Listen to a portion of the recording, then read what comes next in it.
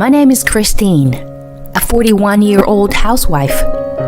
I met my husband Mark at work, and we got married. After 5 years of marriage, we finally had our son, Jake, who is now 5 years old. He's so cute at this age. I would love to spend all day with him if I could, but our financial situation doesn't allow me to do so. I have to leave my son at a daycare center and work in order to help with our income. Mommy, I want an omelette tomorrow. A request from my adorable son. How could I not give him what he wants? Maybe Jake understands my busy schedule because he never requests a difficult meal. But it's probably just because I'm not a good cook. Elaborate dishes. But I honestly think omelets are pretty difficult to make. To be able to make them fluffy and perfect is truly a skill. But never mind that. I'm just making excuses for myself now. Mark was very happy when Jake was first born. He was, after all, our miracle after so many years of trying. We were a very close family, going on drives and outing to the park every weekend. But our family dynamics slowly started to change after Jake turned 3 years old. When Jake finally grew out of his terrible threes phase, Mark started coming home late more frequently. Even from before, he had been complaining about how he couldn't deal with Jake's fussy phase. Maybe that's why he was coming home late so often. Whenever he called to tell me that he was working overnight, I couldn't help but sigh and feel disappointed. The truth was, he was playing slot machines, killing time at a restaurant, at the cinema, and such. I know this because Mark's colleague told me. Since we met at work, his colleagues are also my ex-colleagues. I resigned after we got married and started working a part-time job, but I still keep in touch with my former colleagues. Obviously, Mark knows all of this. How can he think I won't find out? Part of me is bothered by all of this, but I would rather have Mark come home late than have to watch him be annoyed by Jake's fussiness. Because I never said anything, he started coming home even later and later. Sometimes even in the morning. Who does he think he is? Sometimes I could smell sweet perfume on his suit. It doesn't make me feel good. Of course, I feel angry at times. But Mark was a decent father when Jake wasn't being fussy, so I was able to turn a blind eye to his behavior. 2 years has passed since then. Jake has grown into an energetic and cheeky 5-year-old. I'm so in awe of Jake's growth. And at the same time, I am so fed up by Mark's bad attitude. Oh no! You spilled a bit of tea, sweetie. Wait here while I go get a cloth. What is wrong with you? You're a 5-year-old now and still can't hold a cup properly? Mark gets annoyed and starts to yell whenever I try to deal with Jake's mistakes. Daddy, play with me. I'm busy. Don't bother me. Mark yells and refuses to play with Jake. Hey, about tonight's dinner? I don't need dinner. How can I peacefully eat dinner in such a chaotic environment? I don't even feel like eating your horribly cooked food. I'm eating out. Mark gets angry at anything I say. We should go somewhere on your next day off. Are you serious? I'm tired from work. Let me rest on my day off. No matter what I say, he just yells at me. We just can't seem to have a proper conversation. Is Mark still stuck in his fussy phase? He should have grown out of it 40 years ago. I once asked him why he was so angry all the time.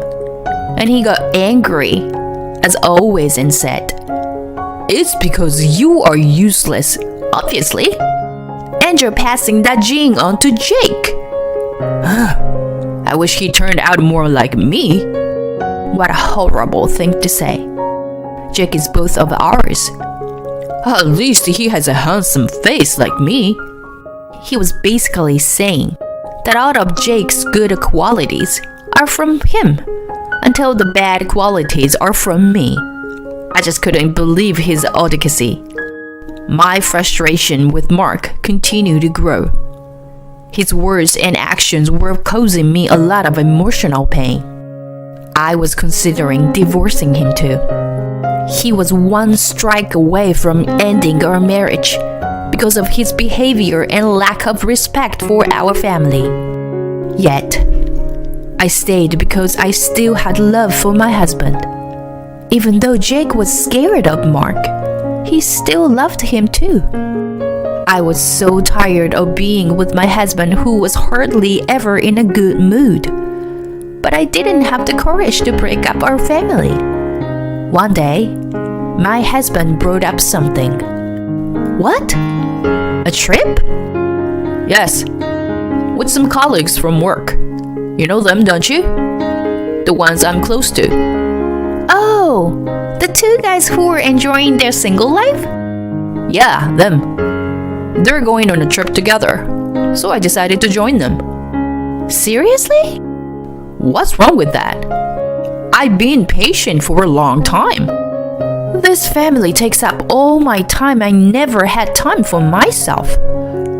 And you spend all of the money I earn on useless luxuries. I have the right to relax once in a while. I am not spending any money on luxuries.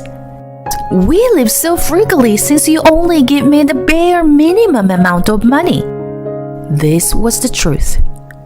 I leave Jake at daycare and work. But the harder I work, and the more money I make, the less money Mark puts into our family.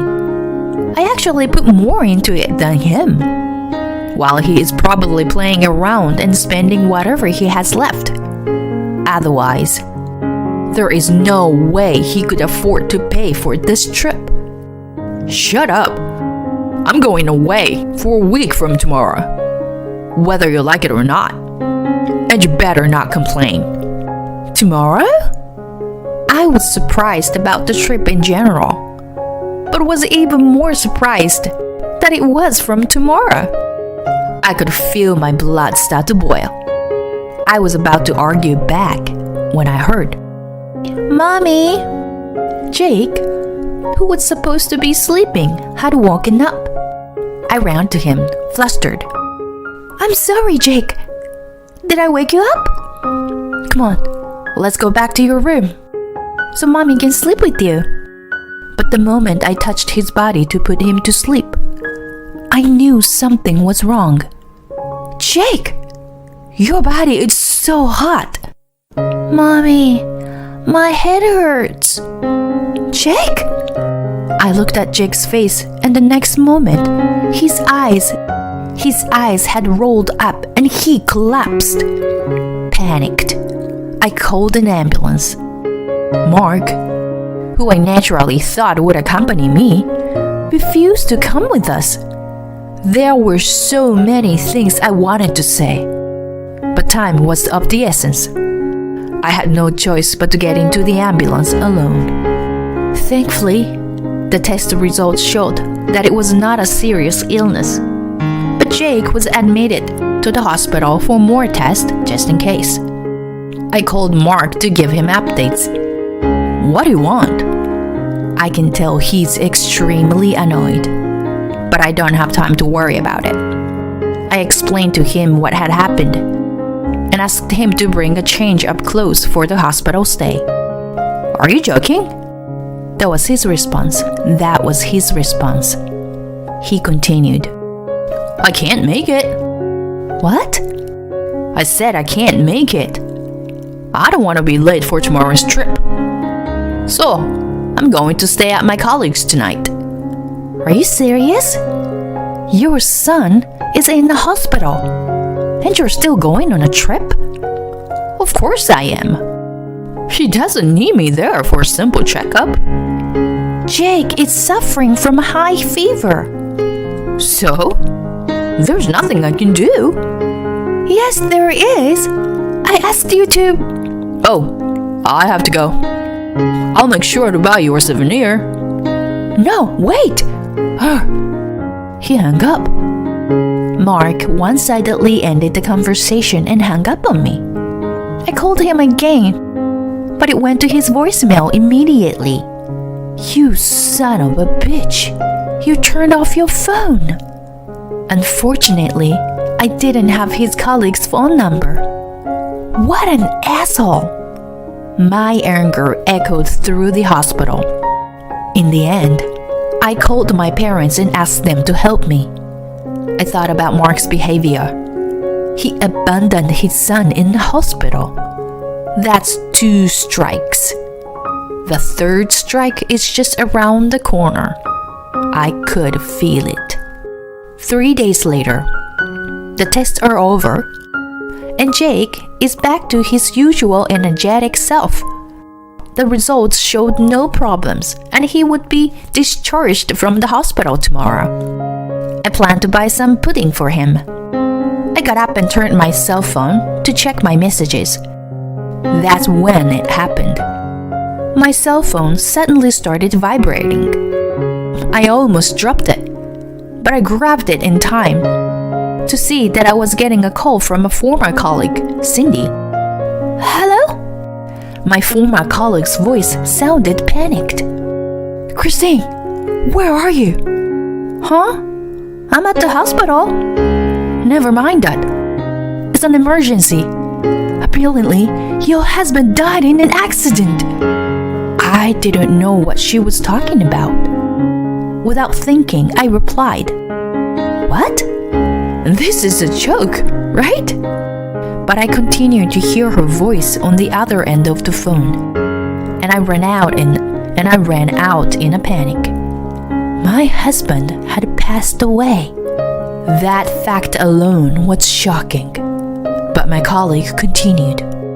Apparently, Mark was on a trip alone with a woman, and the woman ran into the oncoming lane while driving and hit a tree. There had to be a misunderstanding. Mark was supposed to be traveling with his male colleagues. There was no way he was alone with a woman. There was no way he could have been killed in a car accident with the woman. It's not possible. It's not possible.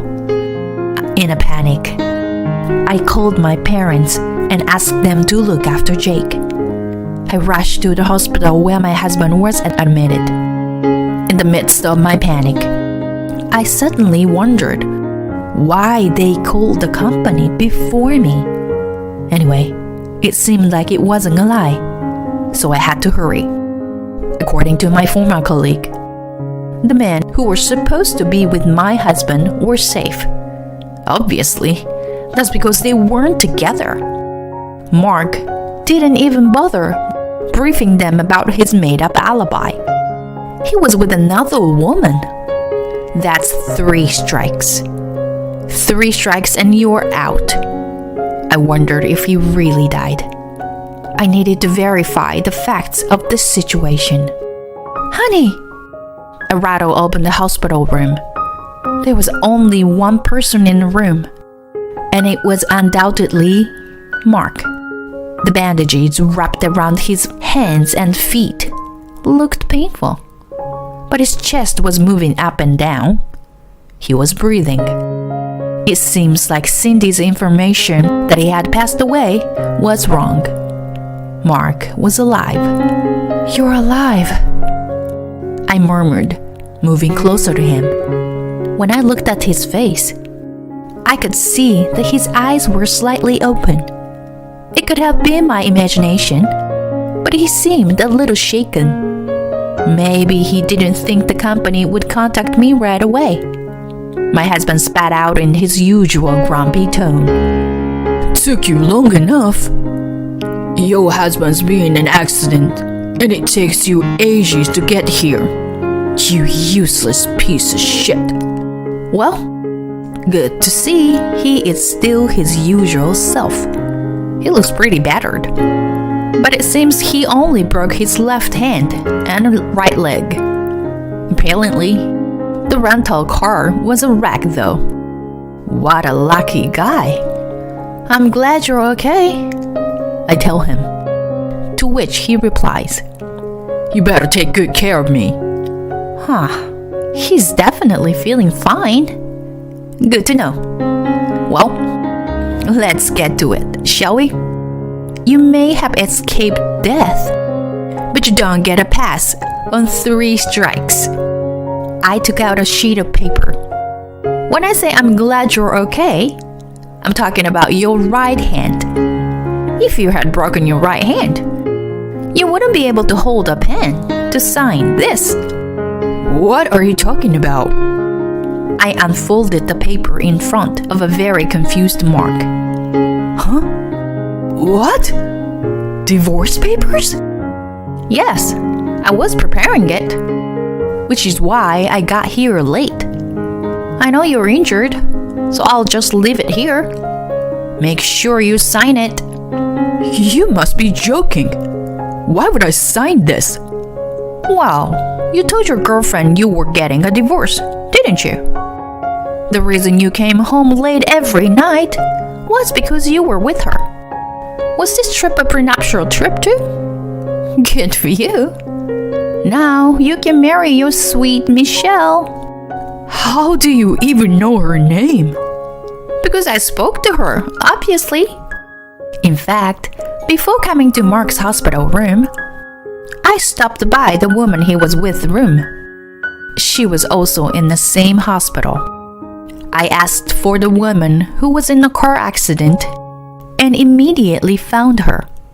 She had broken some bones as well, but she seemed better off than Mark. Her parents were also in the hospital room. I asked her to tell me everything. I couldn't tell her I was going to see Mark after this, so I had to talk to her without yet knowing whether he was dead or alive. But it became clear that he was alive. Even with her parents bombarding her with questions, she glared at me and said, "Let him go." I don't know what she sees in you. You are cold to your wife and kids. You don't pay your bills. You go out every night. You don't care when your kid is in the hospital. And the cheating. It's game over. My husband's face instantly turned pale. I had expected him to become defensive, but that didn't change my decision. No. She's just for fun, you know. You're the only one I love. Just stop. Here you go. I've filled out the form with my part. Even if you tear it up, I've got plenty of spares. In fact, why don't I just call a lawyer? A lawyer? That's right. We need to figure out alimony and child support. So, I think that will be better. No, wait a second. What did you say? I mean, please, reconsider. As soon as I gave the death glare to Mark, who was still speaking in a pompous tone, he suddenly shriveled up. I don't want a divorce. Why not? He stuttered. Because... Why don't I just say it for the both of us? I took a deep breath and said without stopping. Because I'm working and paying for everything. You can spend your money as you like. And pay to play around with young women. If you have children, you can make them take care of you in the future.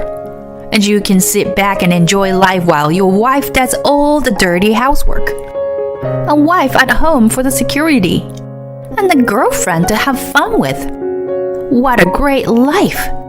But if you divorce me, that would all disappear, wouldn't it? Mark's mouth hung open, not knowing what to say.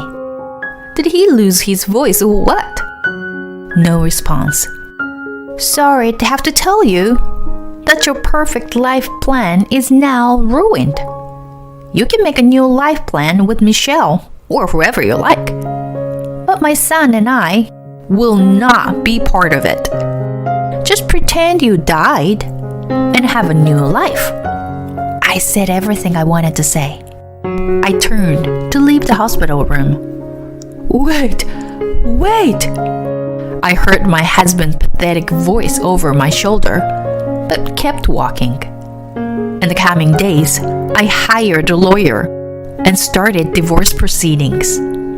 The discussion included Michelle, who was discharged from the hospital. When Mark said he had no intention of divorcing me, Michelle became absolutely livid. They got into a huge fight when I brought up alimony payment. You've ruined my life. I don't give a damn about a woman who hits on a married man. You're the one who made a pass at me. Shut up. I never did that. I thought to myself, can you just hurry up and sign the papers? I watched the two of them argue in silence. No matter how much Mark resisted, the evidence was all there. In the end, our divorce was official. I got almost all the alimony payment that I wanted. Child support was to be paid in one lump sum.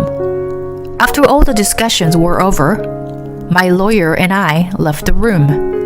But Mark and Michelle were still arguing. I wondered what would happen to their relationship after this. Actually, I don't really care. I told them I hope you have a lovely life together before leaving the room, which might have been petty. I hope Jake doesn't take after my pettiness. Despite all that had happened, Jake and I had returned to a peaceful life.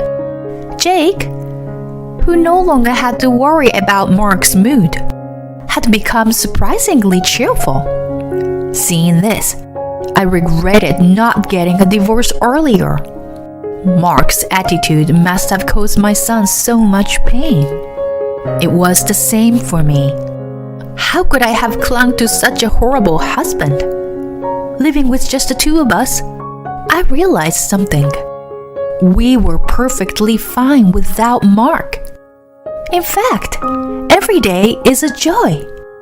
With that being said, Mark is still Jake's one and only father. If he wants to see him, I will let him. I asked him, "Do you want to see Daddy?" "No, why?" he replied. After the divorce was finalized, I sent Mark an email after confirming that the alimony and child support payments had been made. He replied instantly with the subject title, "Help." I opened it and the message was laughable.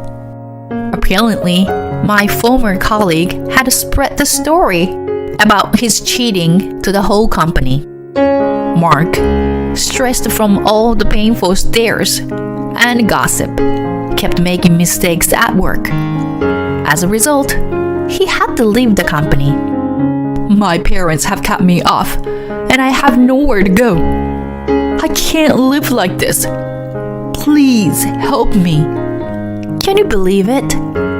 So, being the kind-hearted person that I am, I replied, "Why don't you ask your sweet Michelle to help you?" And guess what he said? I broke up with Michelle. Her parents cut her off too, and now she is missing. I can think clearly now. You are the only one that I love. You have to help me. Please, don't make me laugh. His messages still continued. I'm behind on my cell phone bill, and it's going to stop working tomorrow. Please, come and pick me up right away. I blocked him after that. We had long since moved, and Mark had no way of knowing where we were. As I put my phone on the table and sipped my tea, Jake came over and said, "What should we do on our day off tomorrow, Mommy?" I I thought for a moment and said, "How about I pack us some lunch? And we can go to the aquarium." A big smile erupted from Jake's face. "Yay! I want to go to the dolphin show." Seeing my son so alive and excited, I couldn't help but smile.